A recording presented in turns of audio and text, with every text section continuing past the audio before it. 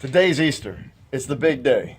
It started out here in the courtyard about 6:30 in the morning. We were gathering, setting up chairs, getting ready. 7 o'clock sunrise. And it was glorious. The moon was right over there. The sun came up over there. And I know a sunrise service, it's not a big miracle when the sun comes up, but as a pastor, it is wonderful when the sun comes up and you can see it. When you start in the dark and it gets light, that's really good. It's hard to pull that off. Sometimes it's rainy. Sometimes you have a sunrise service and you have to preach to the people that the sun is there even though they can't see it. But not today. It was glorious. So we had a little breakfast. Came inside, worked on my second sermon because some people go to both services, so I had to be ready. And now I'm walking down the hallway, headed towards the sanctuary. Think Super Bowl Sunday. You're going down and you're about to enter the arena where you want to be good because it's the Super Bowl Sunday of Sundays. It's Easter. I got my game on. I think I'm prepared. Wearing my robe, looking good. I turn, go into the doors, start walking down the aisle. Feeling good. Feeling good. Got it. It's going to be a great day, great message. And it's about here that I feel weird. Because even though I've walked in here a bunch, I sense a presence of something different. There's another aisle over there. I'm walking down the aisle here, but yet over there's another aisle. Now, it's tough to preach when you doubt heaven or God. It's also tough to preach when you doubt yourself. Because when you doubt yourself, you're just not sure about anything you say. It's kind of like waking up and you're getting ready to go, and when you get to church, you realize you got a black sock and a blue sock on.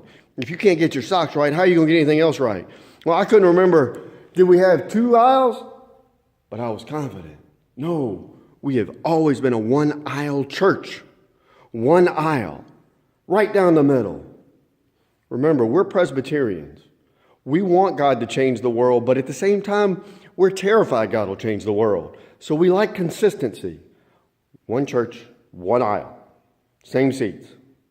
I don't even like it when people mix up their seats because it confuses me during my sermon. I want to look at the same group. But now, I'm looking at 2 aisles. How am I going to preach on Easter with 2 aisles? I have to say it was very disturbing. Not just for me. It was disturbing for both the elders. It was disturbing for the leaders because nobody knew who did it. It was disturbing for the ushers because we have 2 offering plates, but now we have 1, 2, 3 sections. So I had to catch my breath. And I thought back to early on in my time in this church. Somebody told me, he said, David, it's kind of like this. We have a rule here. I said, really, what is it? He said, we call it rule number 6. And rule number 6 is don't take yourself so seriously. So when you're having problems and you're kind of, troubled, just remember rule number 6. Don't take yourself so seriously. It'll be okay. So I applied that several times in my time here. And it worked. So I went back to that member who told me about rule number 6, and I said, rule number 6 it's wonderful. What are your other rules? Oh, we don't have any other rules. A couple commandments. Love God, love your neighbor, laugh. But don't take yourself so seriously. So today, on Easter, especially when it's April 1st,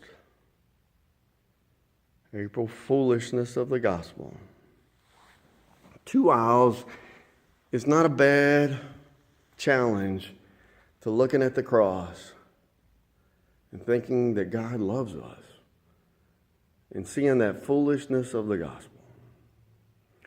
So to that court congregational jester that pulled this off, nice. And for the rest of us, remember rule number 6. Love God, love your neighbor, laugh. And happy Easter.